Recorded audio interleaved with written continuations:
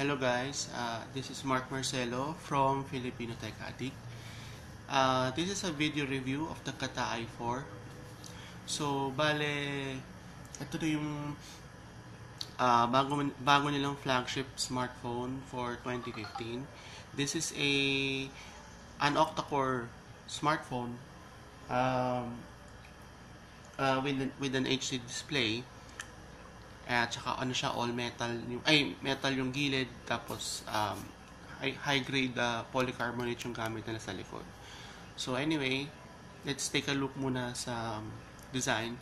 So meron siyang resemblance sa old HTC One or dun sa mga old BlackBerry phones or Sony Xperia phones. Parang mash up nila yung mga design, tapos they come up with this really good design. Kasi kung ilalapit ko sa camera para makita nyo mabuti, napakaganda ng design like yung metal dito sa gilid. So anyway, saka sa likod,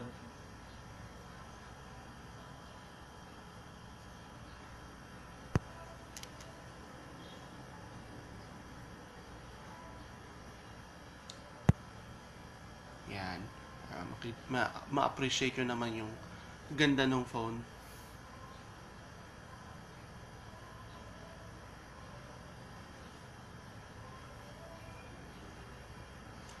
So anyway, specs rundown lang tayo muna. Bale, meron siyang 1.7 GHz octa-core MediaTek MT6592 processor. Meron siyang 2 gigs na RAM, 32 gigabytes of internal memory. So this is built-in, wala siyang expandable storage. Ito, nakikita yung flap na to, itong slot na to para sa SIM card, micro SIM, single SIM lang to hindi to dual SIM. Tapos meron siyang 5-inch na HD display, 720 by 1280 pixels. Tapos meron siyang Yamaha audio speakers. So maganda yung quality na lumalabas dito sa speaker niya. Maganda yung quality. Tsaka pati rin yung audio na lumalabas sa audio jack. Pag any third party na headset jack, maganda ang audio. Tapos meron siyang 16 megapixel camera with autofocus and LED flash. Tapos meron din siyang 8 megapixel front facing camera.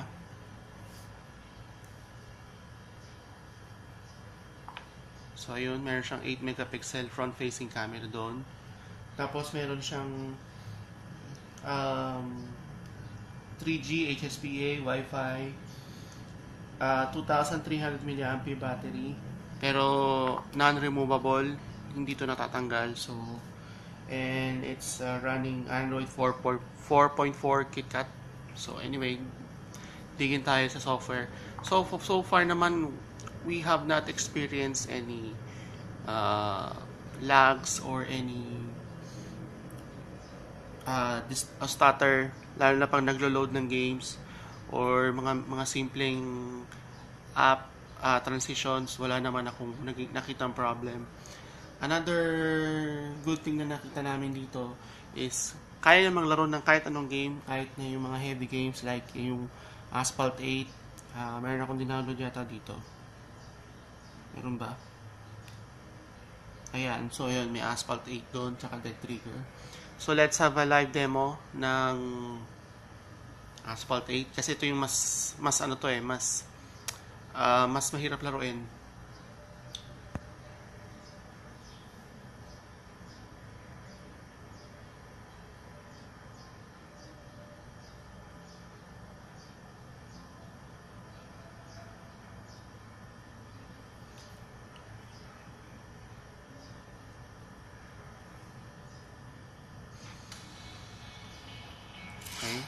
audio. Let's check.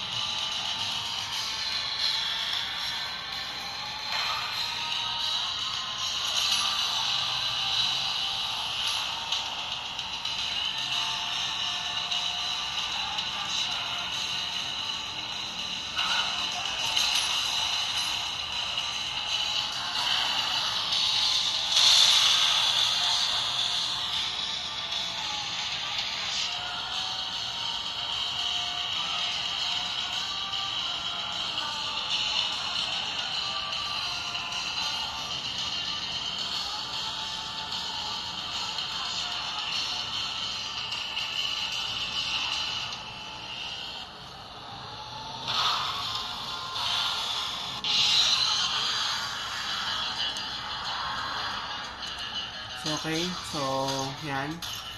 Demo ng Asphalt 8. So, performance-wise, okay naman siya. So, I did some Antutu benchmark test. Like, meron akong Antutu benchmark test. And, photos of a speed test. Sandali, hanapin ko lang.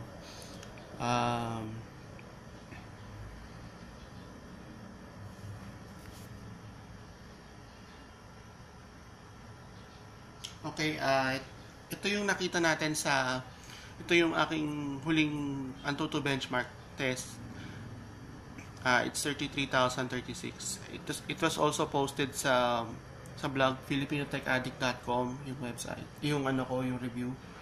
And this is a speed test. This is an average speed test. So, average speed yan dun sa lugar na pinag-conductan ko ng test. And then, when it comes to camera quality, let's take a look. Overall kasi very decent naman ang mga pictures na nakuha ko from this phone. So like this one, This is in a good lighting situation. Another one is this one. Another one is a video. Video is also good. Pili tayo ng video. Sa MX Player na lang. Okay. So, video.